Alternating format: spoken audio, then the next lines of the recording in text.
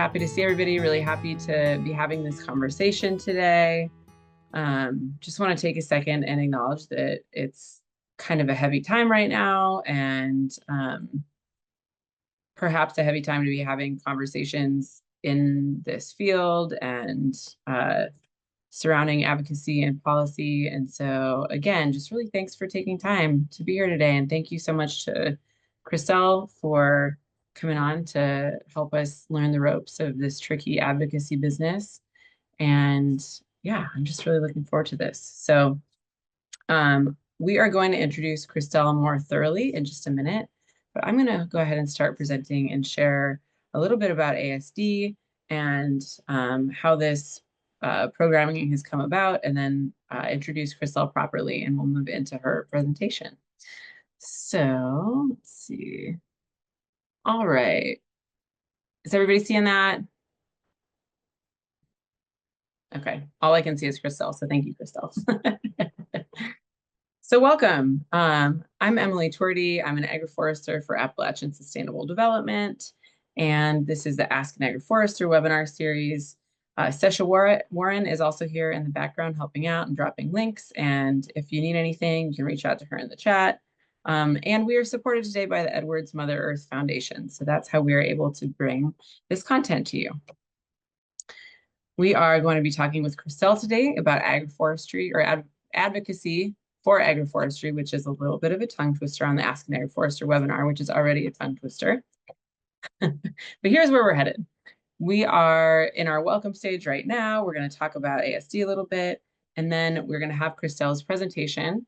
We are going to split that into 3 parts. One is her presentation, and then there's 2 Q&A sections. So the first Q&A is sort of pre-collected questions, and then the second half is the live questions.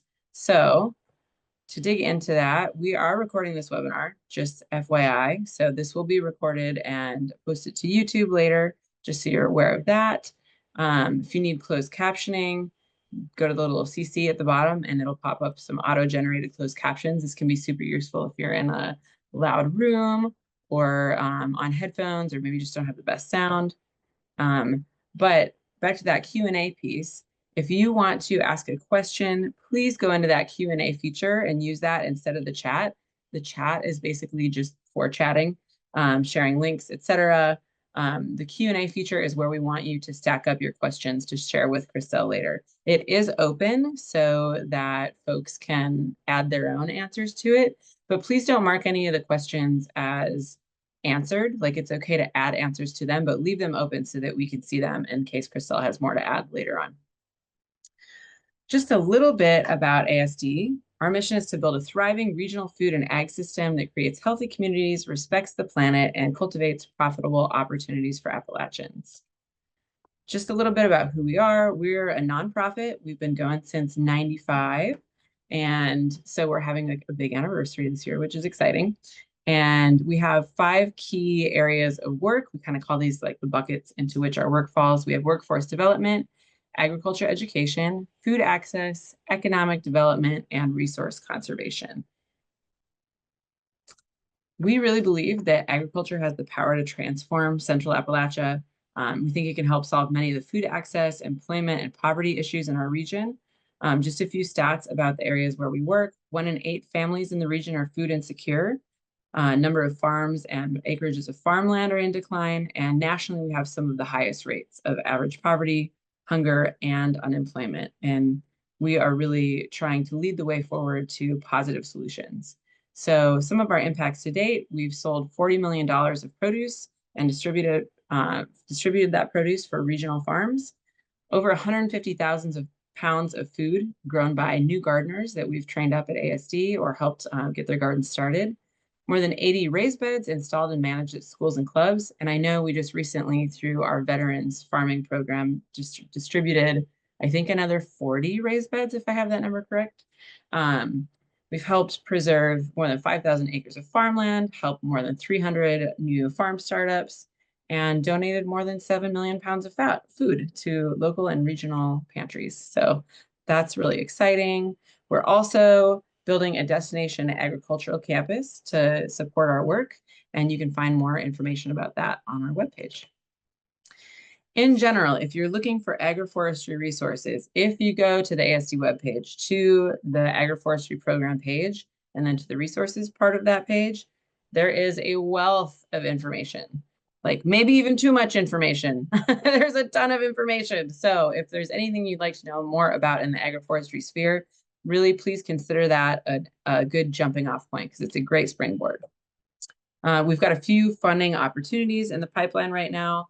We're working with the Catalyzing Agroforestry Grant Program with Virginia Tech, and also the Assets Grant Program led by Virginia Tech and Working Trees. These both support silvopasture adoption. CAGP also supports general agroforestry practices adoption. And we're in the middle of awarding a round of funding for that right now, but we're hoping to be able to get more funding to award again next year. And then the Expanding Agroforestry Project led by TNC is a partner for Climate Smart Commodities grant. So we'll just put a ... after that, because we're not sure 100% if that funding is going to move forward. It's pretty tenuous at the moment. And we're actually currently waiting to hear what's going to happen with that. So we also have our Agroforestry Trainings for Natural Resources Professionals program. This is amazing. Stesha heads this up and knows all about it, so you can chat with her about it in the background if you're interested. But if you're someone who does agroforestry work and you'd like to learn more, maybe more in depth about a certain practice, or more in depth about design work or anything like that, check out this program. We've got online courses, we've got in-person workshops, all kinds of good stuff. So definitely visit that piece of the website. And also the Appalachian Harvest Herb Hub, where we have cost shared, we do cost share and shared use processing facilities. We can help people market. We can help with trainings so that folks can grow, harvest, produce, sell more sustainably and efficiently. So we're really trying to help the herb market in Appalachia grow and flourish. And we're also building out in that agricultural campus, we're building out a second herb hub to be able to serve a greater portion of the state. So stay tuned for more about that. And we've got 3 more sessions going on after this one of Ask an Agroforester this spring. We have teamed up with the Farming with Trees Collective and are offering these next 3 sessions: multi-generational land stewardship, and then findings from farmer listening sessions and nursery listening sessions. And those are going to be super interesting. I'm really looking forward to those. Steve Gabriel and Jonathan McCrae are helping host for the next 3 sessions, and it's going to be a lot of fun. So I hope you'll join us. I'm going to have Stesha go ahead and launch a little poll while I read Cristel's bio, just so that we can hear a little bit from everyone about who you are, what you're up to, what you're growing, and that way we can sort of tailor some answers today, if necessary, to the folks who are here. But it also helps us with our reporting metrics. So please do answer those polls if you Emily, can. I can't get the poll to show up. Oh, well, are you trying to make me a liar? Sorry. Okay, all good. So let's see. Launched. Okay, everybody see that? Awesome. Yep, so go ahead and fill that out. And then I am going to introduce Cristel while you're answering those couple questions. Cristel Zoebisch is an independent consultant and founder of Rooted Strategy and Policy. She supports her clients in advancing policy proposals at the federal level and in translating strategic vision into tangible actions. She's the co-chair of the Policy Working Group for the Agroforestry Coalition and has been at the forefront of policy ideation and advocacy to scale agroforestry over the past few years.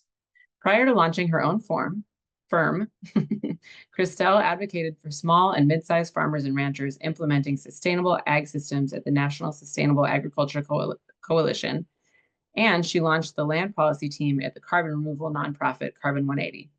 Cristel holds a BA in economics from the University of Texas at Austin and an MA in food studies from New York University. So y'all, we have a powerhouse on our hands. Get ready. All right, I'm going to close out this poll. I see that only 6 of 12 people participated, so I'm gonna give it like 20 more seconds, just in case anyone wants to chime in to help our reporting metrics. We very much appreciate it. But Cristel, why don't you hop on or unmute and say hello, and I'll switch over in just a second to your slides. Yeah, thanks so much, Emily. And hi, everyone. Very excited to be here today. As Emily mentioned earlier, it is a little bit of a tricky time to be talking about advocacy. So I have prepared a presentation based on in regular order or in regular times, this is what policy advocacy looks like. Here is how the Farm Bill is done. Some of the things that the Agroforestry Coalition has done to date in terms of advocacy for the upcoming Farm Bill. But yeah, really appreciate everyone being here today. I still very firmly believe that being an engaged citizen and knowing your lawmakers and knowing how to advocate is a core tenet of representative democracy. So I'm really grateful that you all are here today. Thanks, Cristel. All right, so I closed the poll. We did get a few more answers, so thank you. And it looks like we've got a lot of farmers, some NRPs, and just some interested folks and students. It's wonderful. A couple that aren't growing anything, but the vast majority of folks are growing. We've got perennial growers, tree crop growers. Love to see that. So thanks, y'all. Oh, there's still a yellow bud hickory question from when we had a yellow bud specific session. All right, so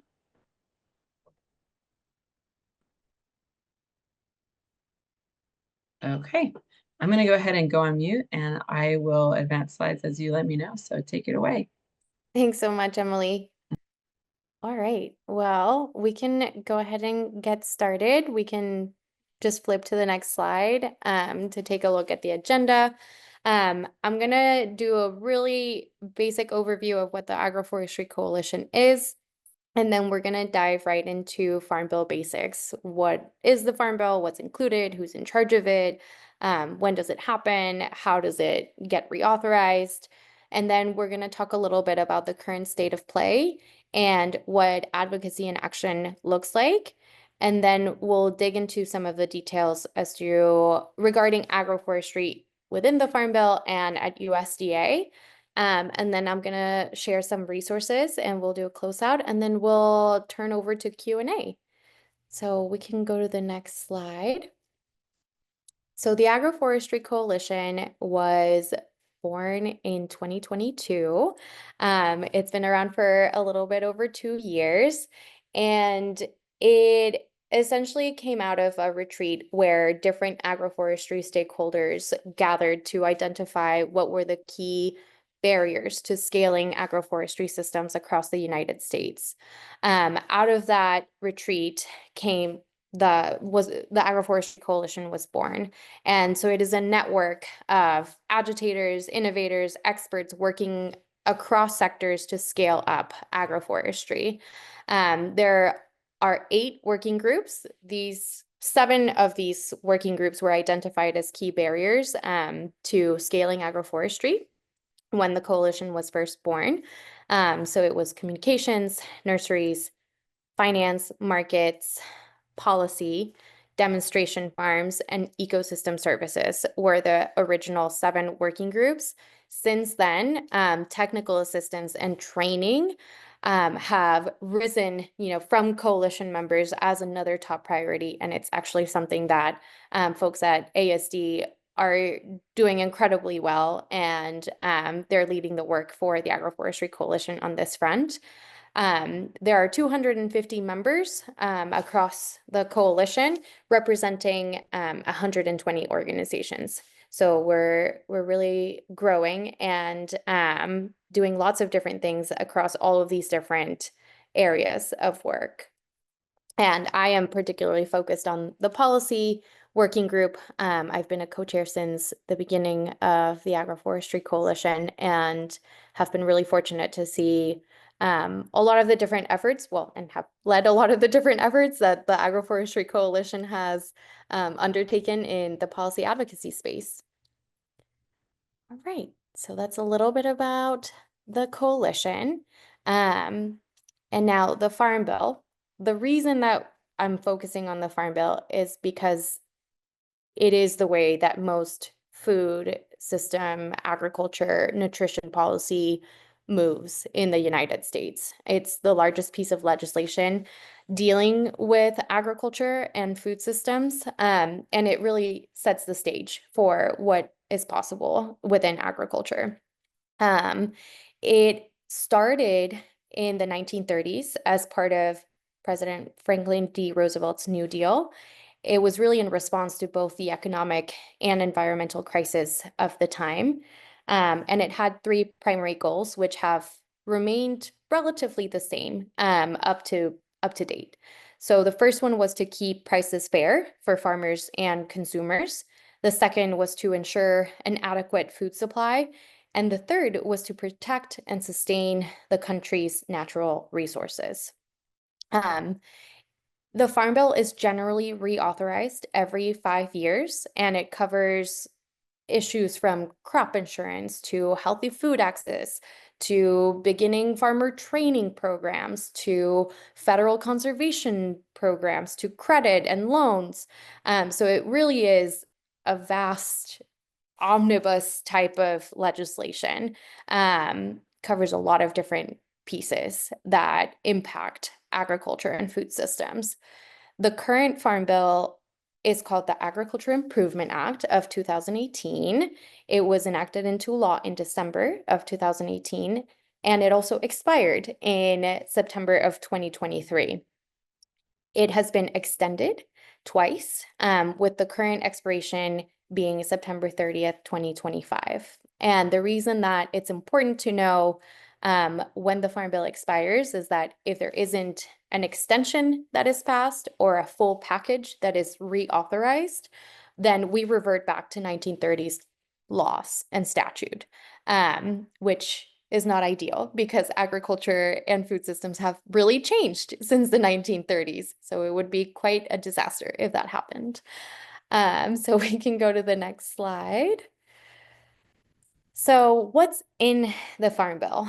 In the left-hand side, you can see all of the things that are covered by the Farm Bill, which is a lot. Most of you might be familiar with things like commodity programs, conservation, nutrition, crop insurance, but there's also trade, research, rural development, forestry, energy, and then the catch-all title, miscellaneous, where a lot of sustainable agriculture, beginning farmer and training, support for veterans and socially disadvantaged farmers are sort of nestled under. So while the Farm Bill covers a lot of things, it doesn't cover everything that impacts food and agriculture. Big things that it doesn't cover are farm and food worker rights and protections. So all of the debates around immigration tend to fall outside of the Farm Bill. Public land grazing rights, irrigation water rights are not covered by the Farm Bill. Food safety is covered by both USDA and the Food and Drug Administration. So there are pieces that are within the Farm Bill when it comes to food safety, if they're under the jurisdiction of the U.S. Department of Agriculture, but the ones that are under the FDA jurisdiction are not covered. And then there are things like Clean Water Act, Clean Air Act, renewable fuel standards, and some pesticide laws that are not included in the Farm Bill. That's because they're under the jurisdiction of the Environmental Protection Agency, or the EPA. So that's why those are not covered there. And then, WIC, the Women, Infants, and Children program, as well as school meals, are covered in another piece of legislation that's outside of the Farm Bill. So that's a little bit about what's in and what's out of the Farm Bill. And we can go to the next slide to talk about who writes the Farm Bill. So both the Senate and the House are organized by committees. On the Senate side, there's the Committee on Agriculture, Nutrition, and Forestry. On the House side, it's just the Committee on Agriculture. These two committees are the ones that are essentially taking the first pass at writing or updating the Farm Bill. And these folks that you see on the screen, the chairman and ranking members for these committees, are particularly important. they're the ones that hold the pen. And it's usually the chairman or the majority party that is leading the writing and negotiating with the minority party on what is going to go into the Farm Bill and what's not. And they're usually working through thorny issues where the majority and minority parties have differing views on things. So on the Senate side, we have Senator John Boozman as the chairman. He is from Arkansas. And the ranking member is Senator Amy Klobuchar from Minnesota. On the House side, Representative G.T. Thompson from Pennsylvania is the chairman, and the ranking member is Representative Angie Craig from Minnesota. So Minnesota has a pretty influential position in current Farm Bill negotiations. We can go to the next slide. This is just a quick fun question, and I'm wondering if you all know if your members of Congress sit on the Agriculture Committee. If anyone can raise their hand or say in the chat like yes and who that member is, that would be great. I'll give us just like 2 minutes here. And if anyone wants to use the raise hand function, I can click the allow to talk button.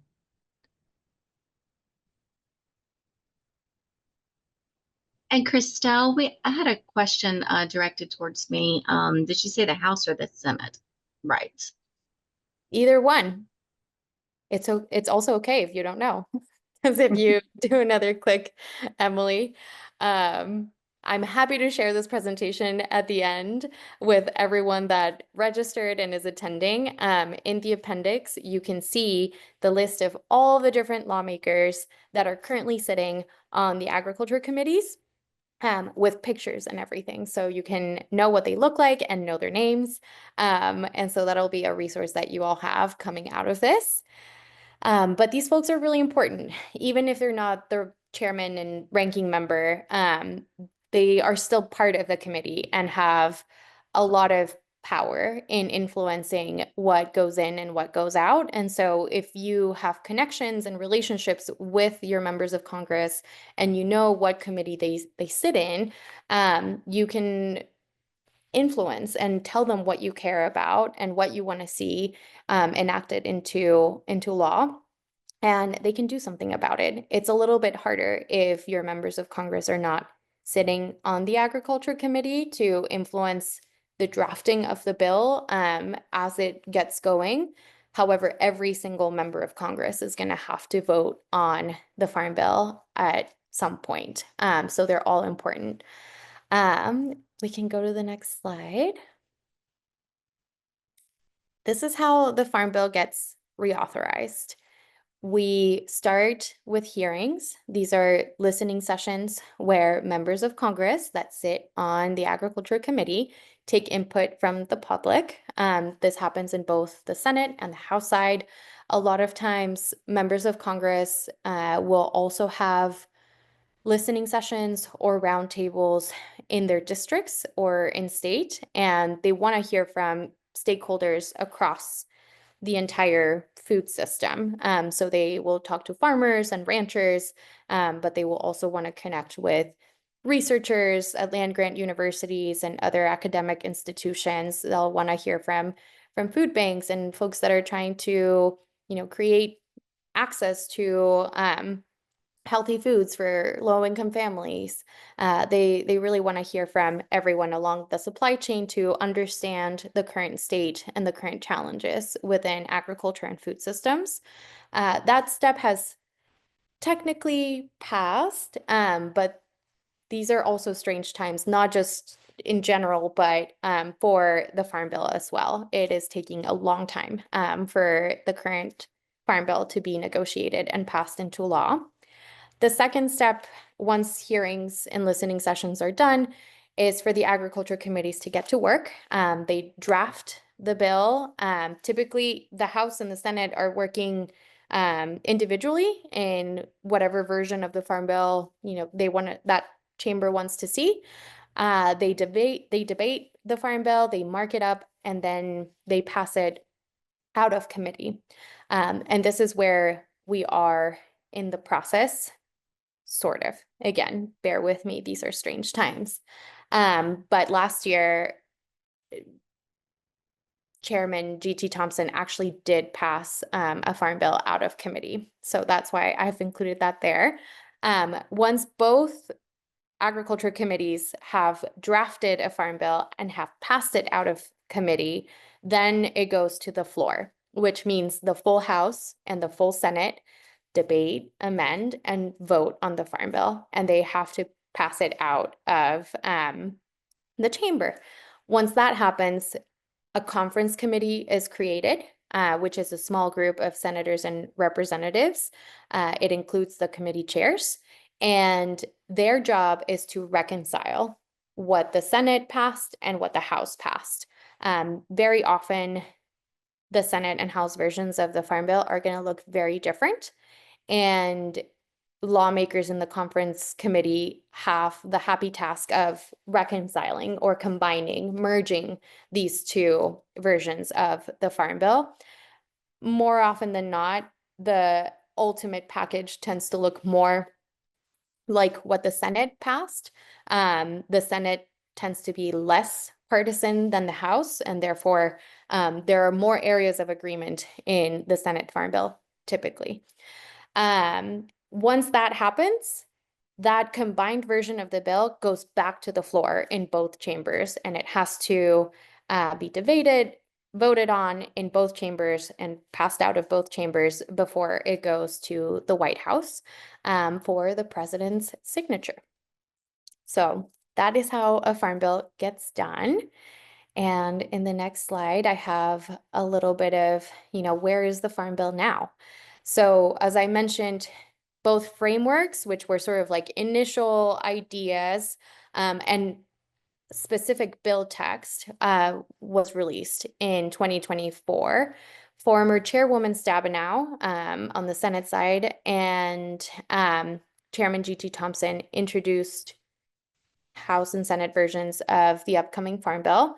On the Senate, the bill was called the Rural Prosperity and Food Security Act of 2024.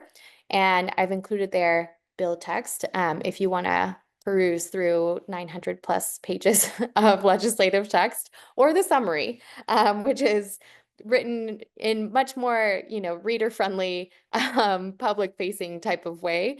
So you can get a sense of what was included, what folks were thinking about in terms of what they want to see in the next Farm Bill.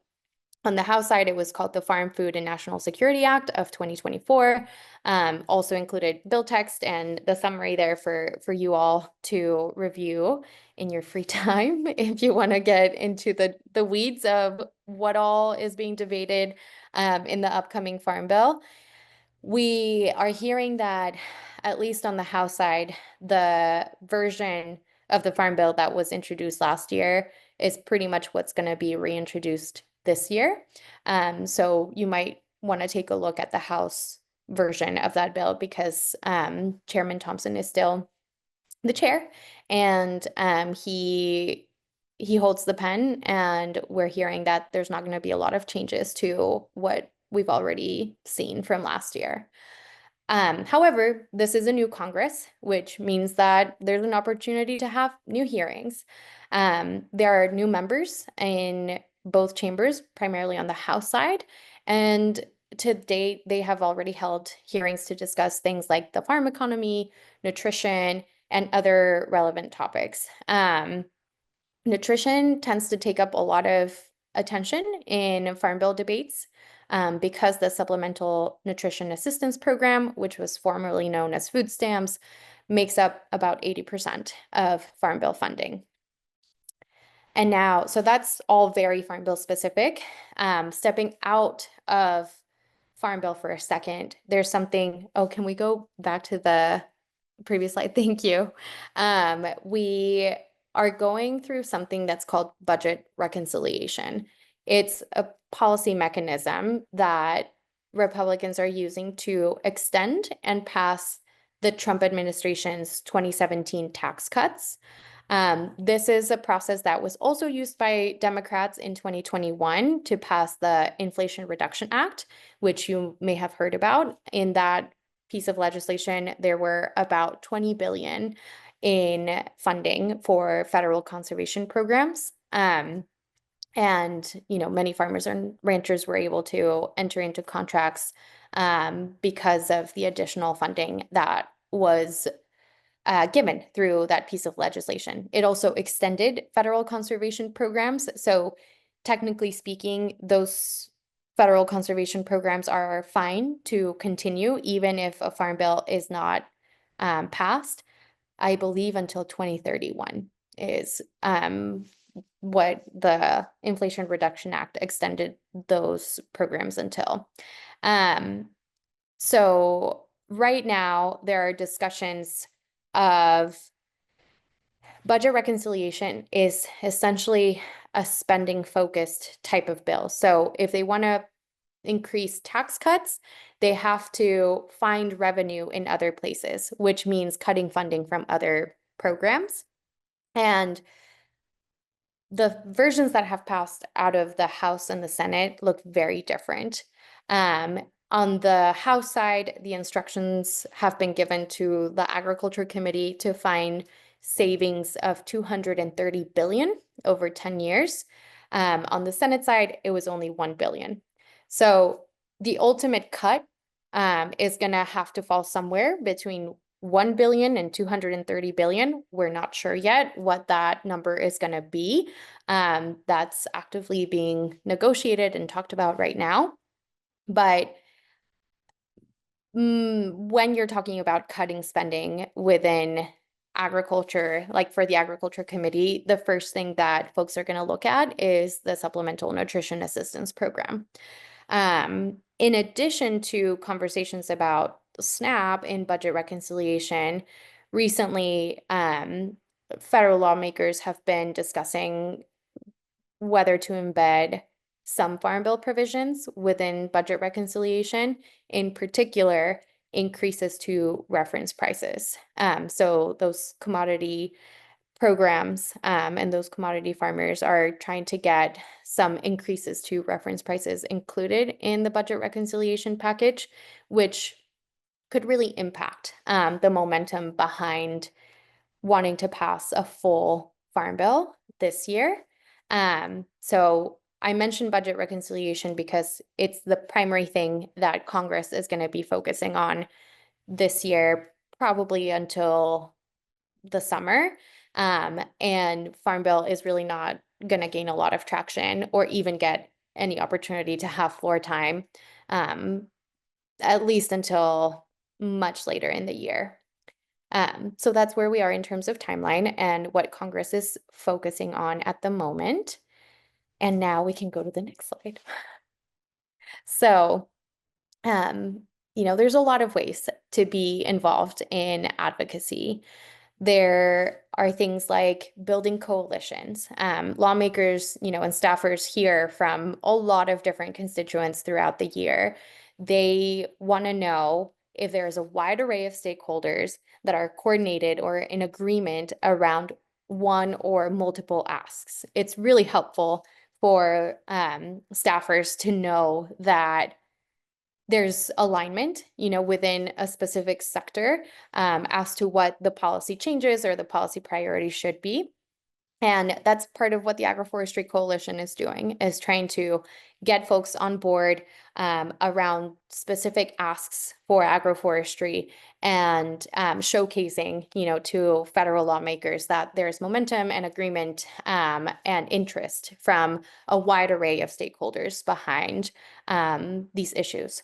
So you can try to get on listservs. The Agroforestry Coalition has a listserv, and just being in touch with like-minded people and organizations can be a really great way to build coalition. Another thing that lawmakers really care about is knowing whether there is grassroots and grass-top support for policy priorities. And the way that this is shown is typically through fly-ins, sign-on letters, op-eds, and other type of related media coverage. So again, if you are on any listservs for coalitions, you can also find out about fly-in opportunities, and that's a really great way to be involved, share your story, build connections with the staffers for your federal lawmakers, which brings me to the next point, which is relationship building. Really engaging with lawmakers, connecting with their staff. If you have a farm, inviting them for a site visit, especially during August recess, when they're back home, is really important. And it might seem intimidating, but this is probably the most important thing that people can do as part of a representative democracy. Like, these folks are here to listen to your concerns. Staying up to date. So lawmakers are constantly introducing bills, co-sponsoring bills, voting on bills, and a great way to stay up to date as to what is going on with your particular member of Congress or your particular members of Congress is to sign up for their newsletters. You can also engage in hearings, both in Washington, D.C., as well as, local listening sessions and roundtables. You should, again, sign up for any updates and loose newsletters, and mark your calendars to attend the hearings that are going to be local. Also express interest to, the staffers for your members of Congress that you would want to testify in a public hearing if that's something that you would feel comfortable with. And there are a lot of organizations like the National Sustainable Agriculture Coalition, as well as the National Young Farmers Coalition, that help prepare folks to deliver, a testimony and written statement at these hearings. And the last piece, that I've included here is engaging directly with the U.S. Department of Agriculture. A lot of times, when it comes to agroforestry in particular, USDA staff won't know what agroforestry is. And so this is a really unique opportunity to educate these, staff members of the U.S. Department of Agriculture around what agroforestry is, what the barriers are. And another great way to engage is by attending or joining the state technical committee meetings and elevating agroforestry as a topic in that space. All right, the next slide. Okay, so this is sort of where we can get started. These are some of the key questions that you can be thinking about and trying to answer as you begin your advocacy journey. So which committees do your lawmakers sit in? Like I said earlier, it's really important. It determines what issues your lawmakers really hold the pen on, and where they can be most influential. However, even if they don't sit on the agriculture committee, you can still talk to them about agriculture issues and agroforestry and the things that are important to you and that you care about. Because like I mentioned earlier, they're all gonna have to vote on the package at one point or another. And any lawmaker can introduce an amendment that could be, a policy win for agroforestry, and that could have a direct impact to, how agroforestry is being implemented on the ground, how it's being carried out within the U.S. Department of Agriculture, if it's prioritized in research programs, and so on.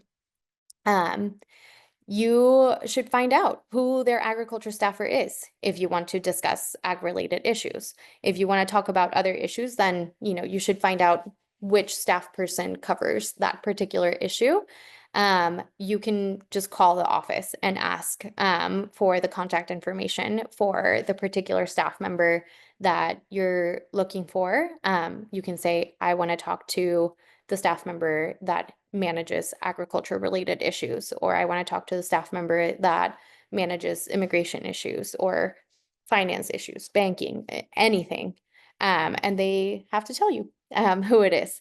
The Agroforestry Coalition also created a resource of all of the agriculture staffers in both the House and the Senate.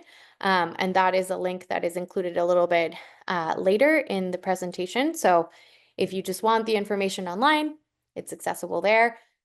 Note that there's a lot of turnover on Capitol Hill, so folks will often jump around from one office to another.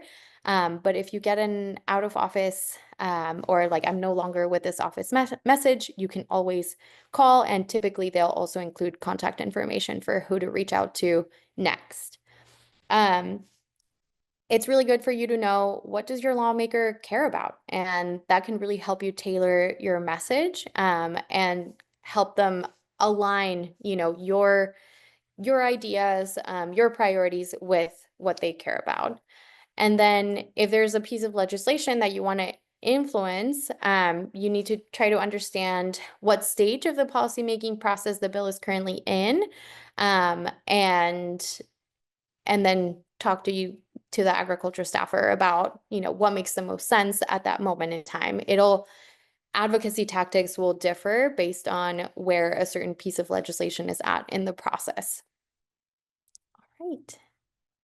Next slide. Okay, so now we're gonna turn over to agroforestry at USDA and in the Farm Bill. In the next slide, you can see this is how USDA defines agroforestry, which there's an acknowledgement that it is not inclusive of all of the different systems and practices that folks are currently implementing, and that folks, from indigenous communities and tribal communities have been implementing for millennia. So that is just one caveat. But USDA defines agroforestry as the intentional integration of trees and shrubs into crop and livestock agricultural operations. It encompasses 5 different practices in particular: silvopasture, riparian buffers, forest farming, alley cropping, and windbreaks. So that is the USDA definition. Most states will recognize these 5 practices as agroforestry, although not all states have approved all of the 5 practices for agroforestry. So, for example, in Pennsylvania, you can't access federal conservation dollars to support silvopasture. And this is where being involved with state technical committees and knowing, your state conservationist and your state forester is really, really important, because a lot of times there can be one person at the state level that doesn't agree with silvopasture being done because they saw one bad example, and then they completely write it off from being eligible for funding under federal conservation programs. That's what happened in the state of Pennsylvania, but most states are pretty good about allowing funding going to all of these 5 different practices. And Stasha just shared a really great map online that can tell you like which practices are covered, and it highlights the states that have certain restrictions. So thank you for sharing that, Stasha. And we can go to the next slide. So the Agroforestry Coalition has been pretty active in terms of advocacy for the upcoming Farm Bill. There are a lot of different provisions that we've been advocating for. I've included the ones that are included in at least the Senate or the House version of the bill, and they range from expanding the National Agroforestry Center to have at least one more regional center, plus additional funding to support this expansion, adding agroforestry to the list of conservation practices that are eligible for funding under the Conservation Innovation Grants on Farm Trials program. Some of you may be familiar with that particular program. There is an authorization to have a national agroforestry survey take place on a recurring basis. The National Agroforestry Center conducted the first one back in 2019, and results from that first National Agroforestry Survey will hopefully come out sometime this summer if workforce reduction plans don't impact current staffing levels at NAC. There are also, investments in seed and seedling supply chains through the Ringer program, the Reforestation Nurseries and Genetic Resources program. There's also language to create an agroforestry initiative under the Conservation Reserve Program, and adding some language under the Regional Conservation Partnership Program in support of agroforestry to encourage the conversion of concentrated animal feeding operations into more climate-friendly systems. And it includes agroforestry. So those are the provisions that are currently included in both the Senate and House versions of the Farm Bill that we've seen. The Agroforestry Coalition has worked really hard in building relationships and showing, support and momentum behind agroforestry to have the inclusion of these provisions. And we're unsure if all of these provisions are going to be included in the new versions of the Farm Bill that we're going to see today. We're hopeful that at least some of them will remain. The last two were included on the Senate side, and they were being championed by former Chairwoman Stabenow. So we are less hopeful that those two will make it into the final package, just given current politics and dynamics. But I mean, it's a lot for, a little program that just started a few years ago to have this level of impact in the upcoming Farm Bill. And that's not all that we have been doing. If you go to the next slide, Emily, thank you. These are some other examples of engagement that we've had in terms of advocacy. It hasn't all been legislative related. The first thing that we did as Agroforestry Coalition was to draft a sign-on letter to permanently fill the critical position of NRCS National Agroforester. And that position has been filled, which was record time in terms of the policymaking process. And it is super helpful to have a dedicated person for agroforestry within the Natural Resources Conservation Service to provide technical assistance and guidance to other NRCS field staff on how to help farmers figure out, how to implement agroforestry systems with support of federal conservation program funding. We also did a targeted Pennsylvania agroforestry stakeholder letter to Chairman Thompson, which is partly why you see the support of Chairman Thompson in his draft of the Farm Bill for agroforestry. We circulated it amongst, farmer circles, organizations, and businesses within the state of Pennsylvania and delivered that to Chairman Thompson. The Agroforestry Coalition also drafted and released a white paper that outlined the benefits, the challenges, and the policy opportunities for agroforestry. And we also held a fly-in where we brought leaders of 3 agroforestry-focused organizations, and they spoke to lawmakers and USDA officials about the need for technical assistance, support, and just general support for agroforestry in the upcoming Farm Bill. So that's just a little, there's other things that we have done too. But in terms of like, where do we go from here? Here are a ton of different resources and options that you all can choose to engage with. One is to reach out to Tyra. They are in charge of getting people added to the Agroforestry Coalition listserv.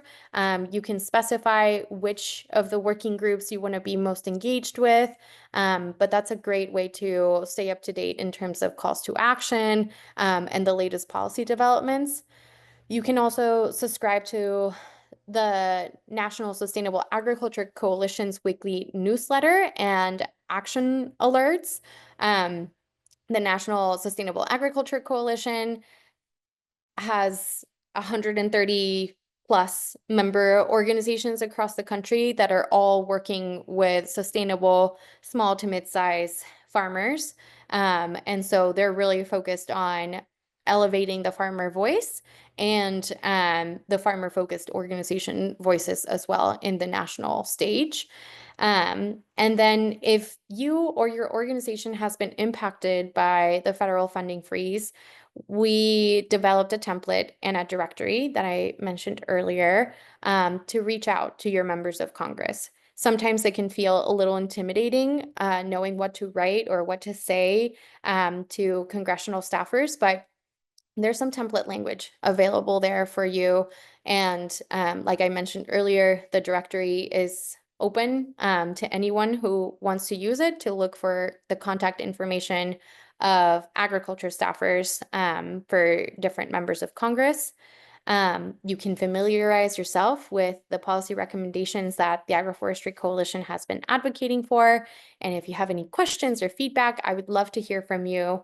I've also shared a tracker of all of the administrative actions that have been taken by the Trump administration in the first 100 days, really focused on the impacts to agriculture.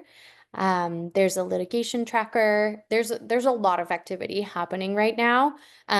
This is meant to hopefully not overwhelm you, but give you resources that you can visit based on what you're most interested in. But there are a lot of lawsuits that have been filed and are in different stages.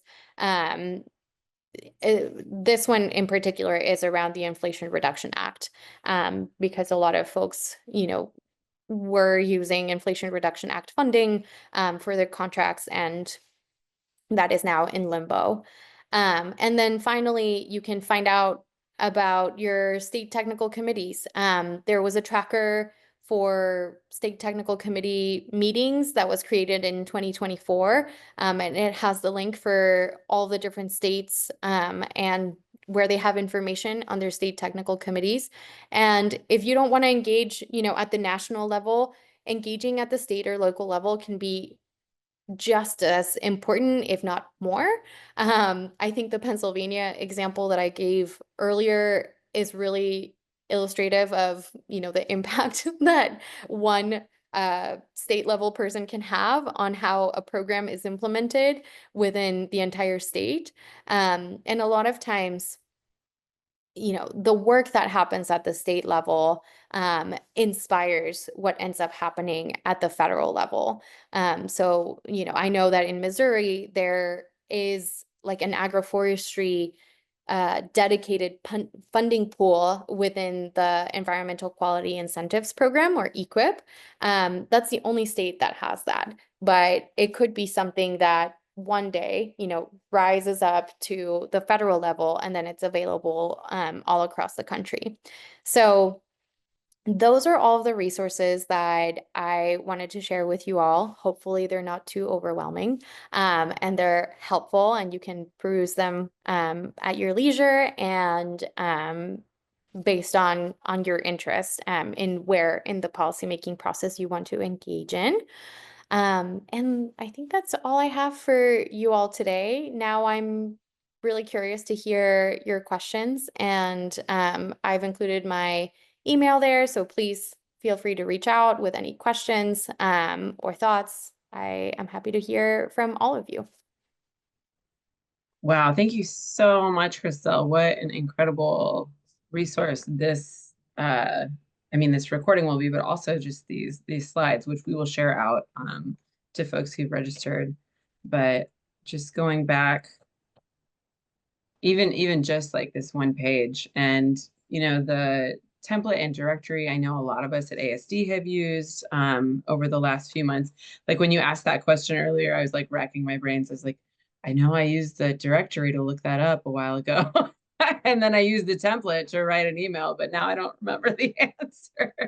So I am definitely like the kind of person who, like, this stuff doesn't stick for me. I have to like hear it over and over and over again. So I'm so happy. I'm just like so thrilled to have this living resource that that I can use, because I already had several of these, but like having this all in one place, I'm just really grateful. I know this took a lot of time and attention, so thank you for not just this presentation, but every single piece in this obviously took a lot of hours and time and attention. So it's like, I feel like this is like could be your opus. Well, I'm so glad that it's been helpful. And yeah, I also need to have one place that captures all of the things. So this was helpful even just for me to have for, future reference. And I think it's so important that people have access to especially the directory of, ag staffers. This is something that, everyone should have. The only other thing that I will say in terms of advocacy is that phone calls can be more effective than emails. So if you need to work up to a phone call, that's fine. You have the email and template language to start for one specific call to action that the Agroforestry Coalition led.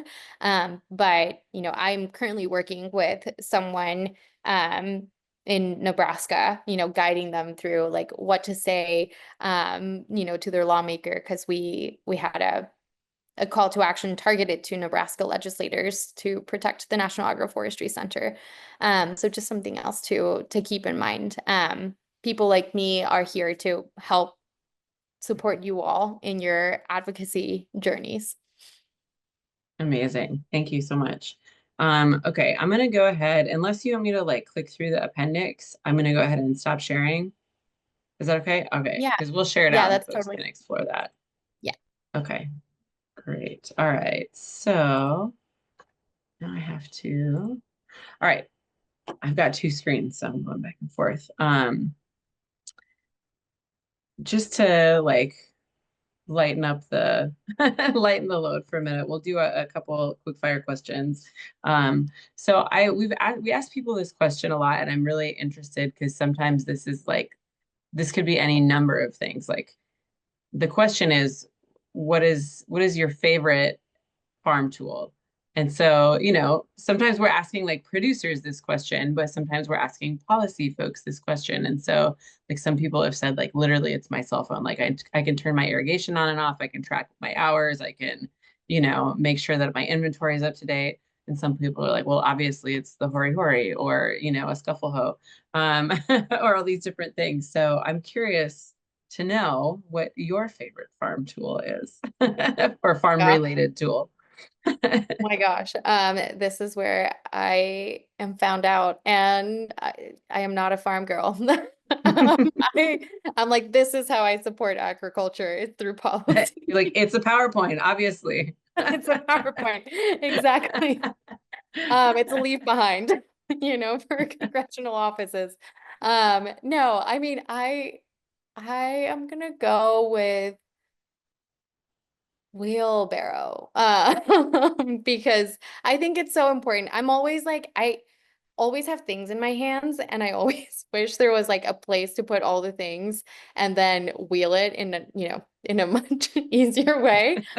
So that's gonna be my answer. And sorry for everyone that I've been discovered as a not farm girl. That's okay. I just outed myself as a not policy girl, so you're in good company. Yeah, I feel like the wheelbarrow is like it's like the scaled up like purse of the farm. It's like I need to be able to carry all this stuff around. Yeah, I love it. And for some levity, what's the last song that was stuck in your head? I've been listening to Hosier a lot these days. I don't know why. There's something about his music that Hmm. I tend to turn to Hosier when things are dark and gloomy and find some kind of solace in his music. But Hymn to Virgil from his latest album has been just my go-to track when I get in the car to go pick up my daughter from school. Hmm. Yeah, I feel like there's something about those emotional singers that like, yeah, it makes that space, make the space for the feels. I like it. Yeah. All right, so we're gonna roll into our some of our pre-prepared questions, and I see that we've got some folks working on the Q&A feature here. Please do anything you had a question about from that presentation, anything that comes up. If you feel bashful, there's also an anonymous feature. You can ask a question anonymously. So please take advantage of that, and we will roll into those shortly. But we did address this already a little bit in your presentation.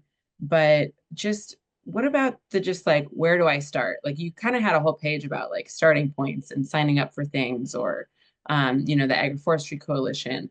But I think for how would you answer that for someone who's like, I'm really busy, I'm really intimidated, I need the low-hanging fruit, just like where do I start? Hmm.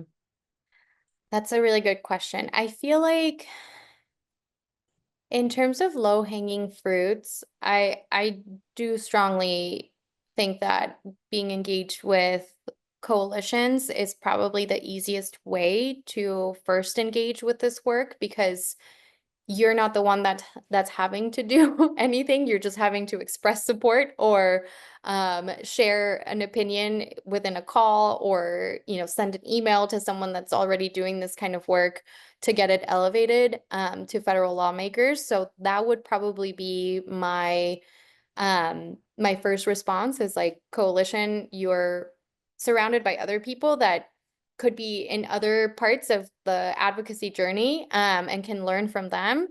Um, and the other alternative is if, you know, because I think national level engagement is not for everyone, engaging at the local level, like really getting to know what's happening within your state.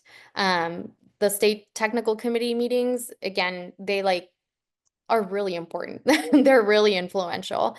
So even just attending it, like not planning to present or even speak up, you can just attend and be a fly on the wall for the first few times. But they have quarterly meetings, and it's something that if you can just mark your calendar ahead of time, you can plan to be a part of it and see who are the people making decisions for your state.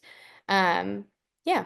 So those two I think would be my first go-to options if you want to engage federally or if you want to engage at the state level. Wonderful. Um, so let's see okay, I'm reading through this list. So it can feel isolated and lonely right now, especially, and oftentimes just in this kind of work where we're an individual trying to affect like, you know, the larger work at play.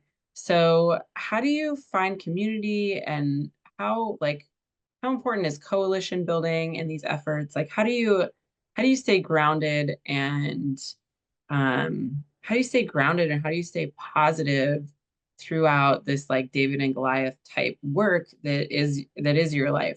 I find that really fascinating. Yeah, I mean, I think that I end up building community with all of the folks that are doing the on the ground work, which I'm so inspired by. So folks like ASD, producers, I, you know, I just love hearing from folks. And it does tend to be the case that that's the community that I start building is the folks that I'm regularly in touch with. And I think that's one of the things that I do really like about policymaking is being a little conduit between what's happening on the ground and federal lawmakers, because a lot of times federal lawmakers just like don't have any idea of what's happening on the ground. And for me, like the folks that I feel like are my community are the ones that are doing the on the ground work, that are applying to all of these different grant programs, that are, you know, struggling to convince NRCS to give them funding to do XYZ, or, you know, any, like those are the people that I build community with and feel like, you know, I'm locked in arms with everyone. I'm not doing the farming myself. I'm not the one giving training to farmers. Oh gosh, that would be awful. They would be like, this person doesn't know anything. But I'm at the 30,000-foot level view of things and saying, you know, hey, did you know this is happening in your state? And these are amazing people that are utilizing these programs and then getting, you know, staffers excited and interested in what's happening on the ground. That is what sort of keeps me going and what makes me feel really good about being engaged in this work. So I couldn't do this without you all, trusting me enough with information that I can then relay to federal lawmakers. It's kind of what, makes the whole thing kind of work. Yeah, it's so interesting. I feel like it just speaks to how important just relationships are, like all the way up and down the column, not to make it like a hierarchical thing. I'd say across the column, whatever. But yeah, because I feel the same way. We've had the same conversation before. It's like I feel the same way talking to y'all with what you're doing. It's like I feel, we can't do it without you, you can't do it without us. Like it's like very um it's exciting. And also like I was at a training recently that it was like the end result was, all of this work happens at the level of relationships, and relationships are a lot of work. It's like kind of the answer no one wants to hear almost. Like, I don't want it to just be, I want there to be a fast, simple answer. Relationships are hard. Yeah, they are hard, and in at least in policy, like it's really important that they don't feel transactional. Like that just never leads to good outcomes. So you really have to put in the time and go for a lot of coffee chats with staffers and get to know them on a personal level too. And the same goes, it's we're like part of a network that makes all of this work possible. But the most successful advocates are the ones that have really strong relationships, not only with staffers, but also with folks on the ground that are doing the work. So it's very difficult job, but very worthwhile. Excellent.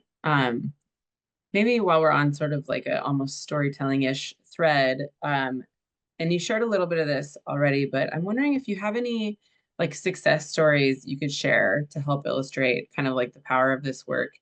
Um, and I didn't prep you for this, so if this is too much, that's okay. We can just go to the next question.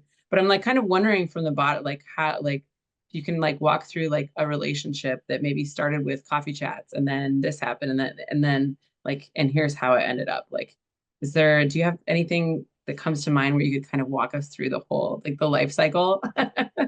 Yeah. I mean, there's two different examples that came to mind that are both agroforestry focused.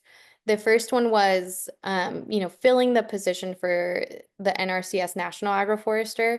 I swear that was like record time in terms of policymaking. We like submitted the letter, and then like a year later the position was being filled, which is, it just like doesn't happen that way usually. But Which is also, just to like pause for a second, I feel like that's so good. And you're like, and it happened in like a year, which is record time. And I'm like, a year is record time, like I said, this is not my world. So I'm just gonna like absorb that. yeah. Continue.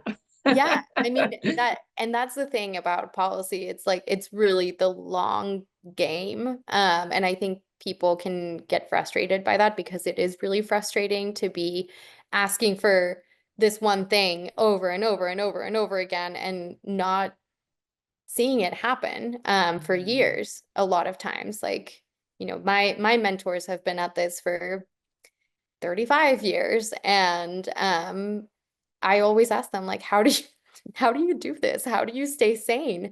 And they're like, because when you get the win, it feels so good. But Mm. the NRCS National Agroforester effort, we had a really good relationship with folks at NRCS, at higher levels. And I knew them from like previous positions and previous like advocacy efforts that I had led. And we were able to prepare them before the letter was delivered. So it wasn't a surprise, it wasn't a shock. And we had already been sort of given the indication that there could be some funding that, could be allocated to support that position. And so when we circulated the letter and it, garnered over 30 signatures, that was really helpful for, USDA officials to say, like, this is strongly supported and we're gonna make it happen. And so that one was sort of like the stars aligned, the right people were in the right positions for this to happen, and enough people showed up to support the ask. And that's how it happened. The other one that I'm going to share is, it hasn't come to a full like conclusion yet, but I have been, building relationships with different staffers, and one of them, was sort of like, what is agroforestry? Like, I don't really know. And I was like, you need to go check agroforestry farms out. Like, you need to go. I'm going to connect you with this person who is in Washington State, and you're going to go like tour some amazing places. And she did. She went out and looked at agroforestry operations. And when she came back, she was like, I want to do a bill on this. Like, can we write something together? And so I started putting, some ideas on paper, and we're still going back and forth. But she's really interested in this now, and she can picture, I came to her with this concept of like, it's the integration of trees and shrubs into agricultural operations. But she was like, I don't really understand what that looks like. And then seeing it in her own state really helped cement, what this would mean. And it also helped her figure out what were the areas that she wanted to focus on in terms of legislation. And we're also working on appropriations, which is a whole other process that we didn't talk about in this session. I was like, I don't want to overwhelm everyone with just how many different layers there are to policymaking. But, she's on ag appropriation subcommittee now, and we're working on requests. And, she has told me like, I'm not going to consider a request from someone that I've never met before. So that's where, again, like relationship building and going for coffee chats and talking about personal and work and all of those things really tends to, in the long run, be really beneficial for from an advocacy standpoint. Thank you. It's so cool to hear, because it is a hard, not being in that world, it's a hard thing to wrap one's head around. And yeah, so it's nice to sort of like hear a thread there. So thank you. And also, as you were talking about the timeline, I was thinking, but like, what? I feel like agroforestry people, we kind of have an edge there, because we're already working like on tree time. A lot of us, not everyone's working specifically in trees, but like we're working on these long timelines, and we're necessarily like trusting and investing in this like trajectory. And like we're not necessarily the most like immediate of folks because of that. So maybe we have an edge. Yeah, absolutely. I think, tree people and related, agroforestry people are the best people. And we're also, here to stay. So yeah. So I'm gonna open up this question from Dan from the Q&A. It says, what are your recommendations about the tone of communication with congressional members?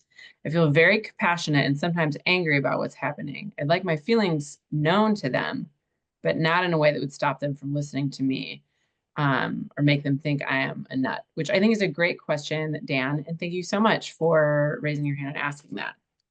yeah, I think we're a passionate bunch here. Yep. As one should be. I think, there are plenty of folks that call offices and do yell at interns at the end of the day. Like, who's picking up the phone is most likely an intern. So keep that in mind. They're also not responsible for all of the things that are happening. But I think it's totally appropriate to share your feelings. I think there's a way to be empathetic and say, I know it's not entirely under your control, like staffer person, because it often is not. There's a lot of layers even within an office, a congressional office. And many times like an agriculture staffer or, even an intern might feel very sympathetic and want to do something about it, but they can't. And so I think one of the things that is really helpful is one, being sort of empathetic and saying, I know this is not entirely under your control. However, I want you to know that as a constituent, I am upset about the impacts that recent administrative actions or, I mean, so far it's been mostly administrative actions. But if there's a piece of legislation that you're upset about, they need to hear that too, and that's what their job is. One of the helpful tools that I then use is tell me what you need, tell me what I can help you with, so that you can make the case to your boss about why this is a bad idea or like how this is negatively impacting, Mm. constituents in XYZ district or state. And so that is usually like how I try to go about things. Not blame the person that I'm talking to directly, and then offering, to conspire together to help each other in making the case for the things that we know need to happen, or we want to see happen. Thank you for that. And I think right on the like piggyback of that is another question about phone calls. Where is it?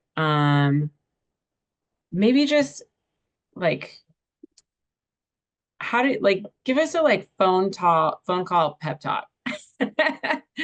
Because I hear that a lot, like it's the most important thing. I'll be honest, I have not done the phone calls. I've done the emails, I've signed off on things. Like I have reached out like more than, like my fair share, but I like it feels like a barrier to me and I don't know why.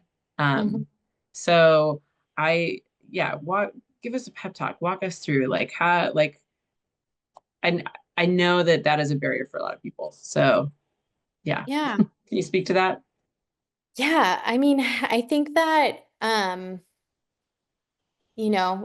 phone calls, I feel like this is like a very modern, like phenomena of, Yeah, that is true. yeah, it used to be the way that people communicated, and now there's just a lot more comfort, with the distance, that there is with something like a sign-on letter or something like an email. Um, but phone calls, I mean, it depends. Like if you know the staffer person's name that you want to connect with, like if you pick up the phone, you say, "Hello, my name is such and such. I am a constituent of, Senator Ricketts or whoever." He just came to mind. And I want to talk to the agriculture staffer, if you know their name, say their name about this particular issue. Sometimes, staffers will already be in a meeting and they'll say like, this person's not available. Can I take a message? And you can leave your name, your phone number, and like a short message about what you want to say. A lot of other times, like you'll most likely just, like I mentioned earlier, like talk to an intern. And so they will be usually really kind and just listen to whatever it is that you have to say. Um, and I think one of the things that has helped me in my policy advocacy career is knowing that the person that I'm going to be speaking to is also just another person and they don't have all the answers. A lot of times, whatever it is that you want to talk about, you probably know more about than the person that you're going to be speaking with. Mm. And so that, at least for me, I always felt like, oh, I have to know everything before I go into a meeting or before I make contact with this person. And that's not necessarily true. Um, yeah, because if there's something that you really care about, you probably know a lot about it and a lot more than you give yourself credit for. Um, so it's almost just like ripping off a band-aid and being okay with just saying, "Hello, this is who I am, and this is what I care about, and I want to talk to someone about it." And usually they'll be like, "I'm here to listen." And they'll ask some questions that you'll probably know the answer to. And if you don't know the answer, you can say, "That's a good question. Let me get back to you." Mm. And then you follow Totally. up. Yeah. Okay. There's no like magic formula other than just pick up the phone, pretend you're Yeah. calling your mom, to tell her something about what's going on. Well, it almost is comforting to know that like most of the time it's going to be like like a 20-year-old kid probably, right? Yeah. Have you been on that end of it? Have you been a staffer answering calls at any point? No. That would be Capitol a hard Hill, job, I think. yeah, Capitol Hill was something that I learned early on that I did not want to be on that side. Although there are, folks that I have worked with on the advocacy side that are now on Capitol Hill, and they say, I really didn't like lobbying or advocating. I like having people come and tell me what they want and then getting the freedom to choose, from the options available, what I, feel strongly about being good for the state of New Mexico or Ohio or Mhm. Virginia. So, yeah, it was never for me. But there are folks that have, gone back and forth, the receiving and the delivering side of advocacy. So I guess we'll kind of finish out with like I'm going to combine a couple of these questions. Like how do you know when to pivot or like when a strategy isn't working? Like how do you feel that out on, the level like on the level of an individual? Like how do you know that what you're doing is helpful or not? And then how do you pivot? Like what does that look like? Mm. I mean, it's hard to know when to pivot. Um, there's a couple of things that we just know to be true, and one of those is coalitions just have a lot of power when it comes to policy making. Staffers, like I mentioned, they see so many people about so many different issues and policy proposals. And the thing that they want to know is like, what does everyone agree on? That's like Mhm. their main thing that they care about for a lot of them. There are others that, have been there longer and have certain ideas about how programs should be structured. So it depends on who you're talking to, but I think the most powerful way to engage in this kind of work is in coalition. And I think there's a lot of, again, like there's a lot of different ways to engage.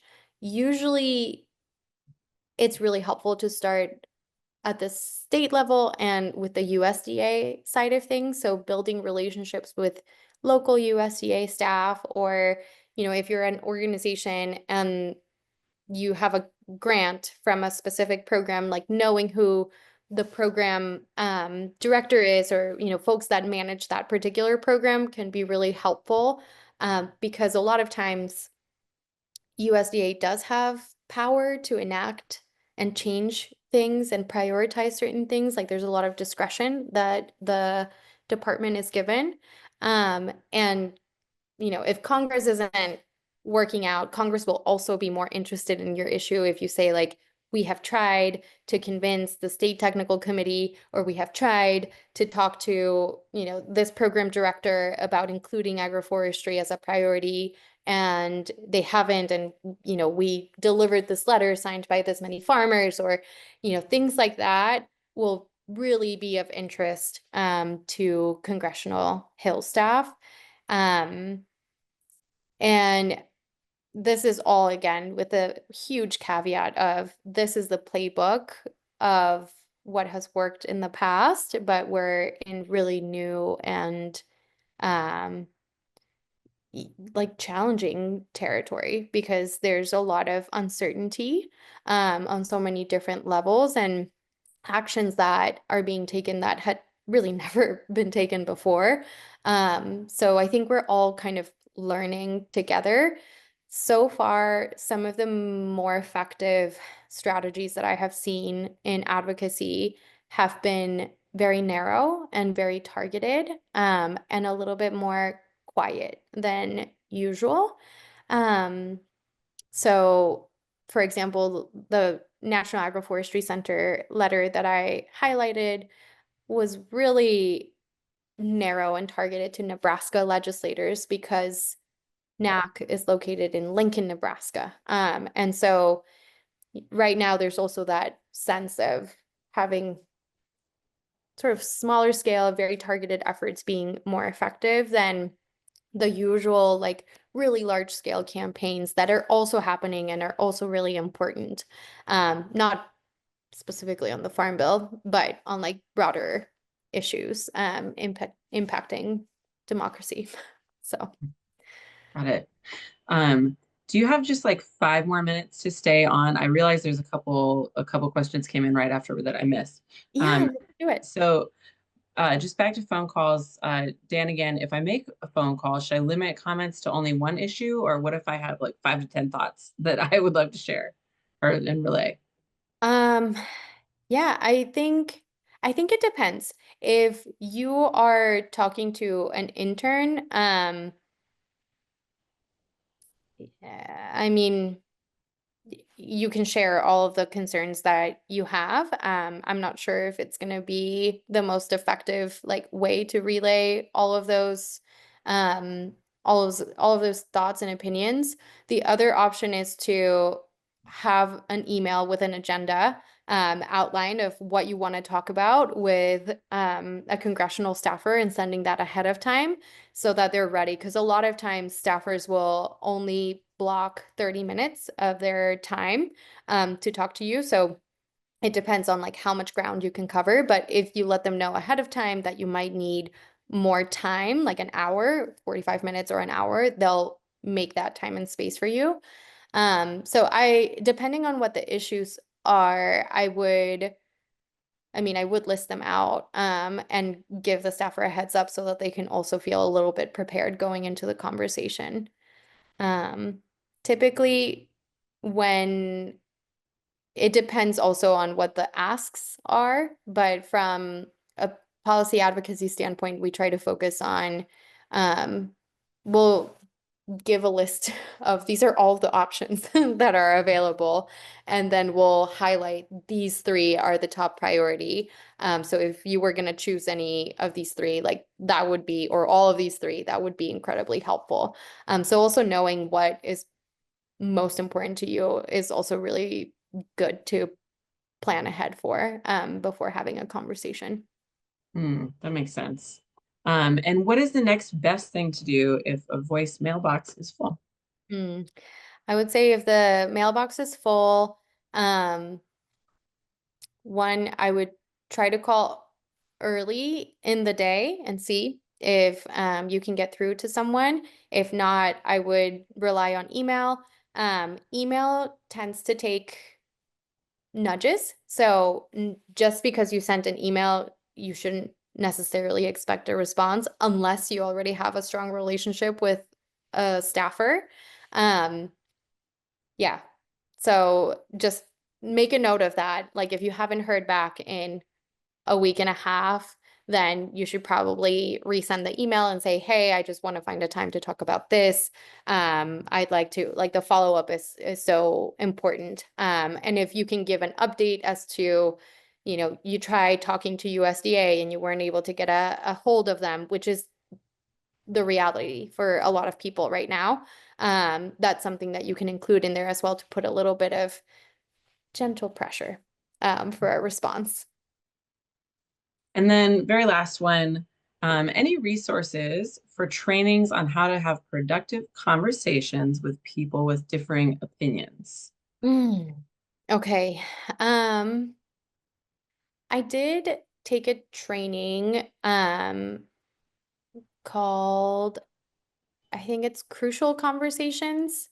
And it's a way of essentially navigating conflict and doing it in a way that helps like acknowledge where a person is coming from and then sharing like where another person is coming from.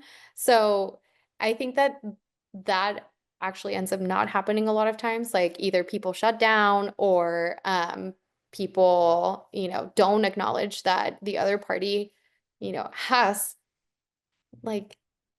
valid feelings and has valid opinions about a given issue. And so I thought that training was particularly good. It's really more focused on workplace conflict management. But I think a lot of the key takeaways or lessons would be helpful in navigating, conversations where you have people that feel very passionately about a given issue and they're on completely opposite sides of the spectrum of how to tackle that particular issue. Awesome. You said that was called Crucial Conversations was the one that you liked? Yeah. Wonderful. All right. Well, we are going to end it there. Thank you so much, Cristel. This has been just really wonderful. I love just getting a little window into your world because I've been working with you for a while and I'm just in awe of all that you guys are getting done all the time. So thanks for sharing that with us, and thanks for being here, and thanks everyone who showed up for taking time out of what I'm sure is a busy Tuesday and hanging with us. So be well. We'll catch you at the next one, and have a great rest of your week. Thanks all. Thank you all.